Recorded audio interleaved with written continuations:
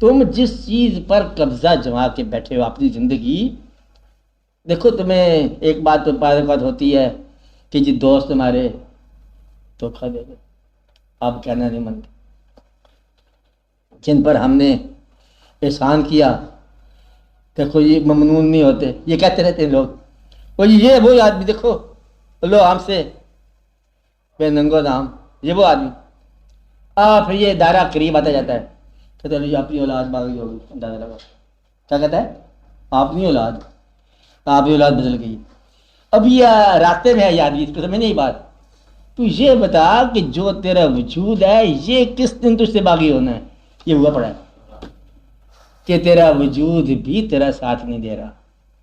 آپ کو بات سمجھ آئی؟ اب یہاں وہ وقت آتا ہے کہ تو یہ دیکھ کہ کیا تو وجود ہے یا تو روح ہے۔ اگر تو وجود ہے تو پھر تو نے روح کو ہلاک کر رہا ہے، اور اگر تو روح ہے تو پھر تو اپنے آپ کو بھی ہلاکت سے بچا اور وجود کو بھی بچا۔ اس لیے جب وجود تمہارا تمہارے خیال کے عمل کے تابع نہ رہے تو یہ وجود دور کا وجود قریب آ کے غیر بنا ہوا ہے۔ تو سب سے پہلا جنگ جو ہے نا اپنے وجود کا جنگ ہے۔ اب جب کیا کہا، سب سے پہلا جہاد یہ ہے کہ کہیں تیرا وجود ہی تجھے لذت کی طرف مائل کر کے تجھے حقیقت سے دور نہ کر دے۔ آپ کو بات سمجھ؟ یعنی کہ سونا جسم نے ہے اور معروم عبادت سے روح نے ہونا ہے۔ کیا سمجھے آپ بات؟ آپ نہیں سمجھ سکتے، یہ بات مشکل ہے۔ بند آنکھ ہونی ہے وجود کی اور نظارہ روح کا ضائع ہو جانا ہے۔ نظارہ آنکھ کا نہیں ہے، آنکھ تو اندھی ہے، نہیں بات سمجھائے، آنکھ تو نہیں دیکھتی نا، ریاض واضح سمجھائی، آنکھ کے پیچھے کوئی اور ہے جو کسی اور کو دیکھ رہا ہے۔ آپ کو بات سمجھائی؟ آنکھیں آنکھوں کو نہیں دیکھ رہی ہیں، یہ بات پھر دہرا لو، کیا کہا؟ آنکھیں آنکھوں کو نہیں دیکھ رہی ہیں، کون ہے؟ آنکھوں کے پیچھے کوئی اور ہے جو کسی اور کو دیکھ رہا ہے۔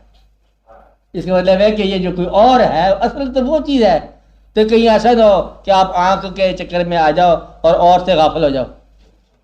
آپ کو بات سمجھیں؟ یہ راز ہے، اس کا یہ راز سمجھنا چاہیے۔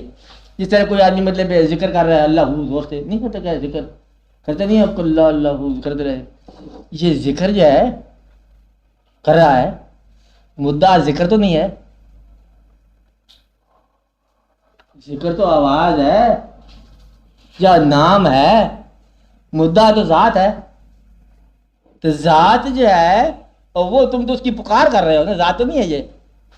اس لیے ذکر جو ہے یہ مذکور کے راستے میں ممکن ہے رکاوٹ ہی ہو، حجاب ہو، کیونکہ یہ مذکور تو نہیں ہے۔ جسے تم کسی کو بلا رہے ہو امام دین امام دین امام دین، امام دین کے قریب ہو تو پھر کوئی امام دین کی بات بنتی ہے، خالی آواز تم دے رہے ہو نا۔ اب جب تمہیں آواز جس کو دے رہے ہو کوئی کہیں پاس ہو، اشارے سے اسلام علیکم بات بنتی۔ بعض اوقات آواز جو ہے یہ حجاب ہے ریلیشن کا، اور بعض اوقات جو ہے یہ ضروری ہے۔ آپ کو بات سمجھ نہیں؟ اب اس لیے جب تک یہ سمجھنا ہے خالی ذکر روٹین کی بات ہے، پر دو آدمی ذکر کر رہے ہیں، ایک ماننے والا اور ایک نہ ماننے والا۔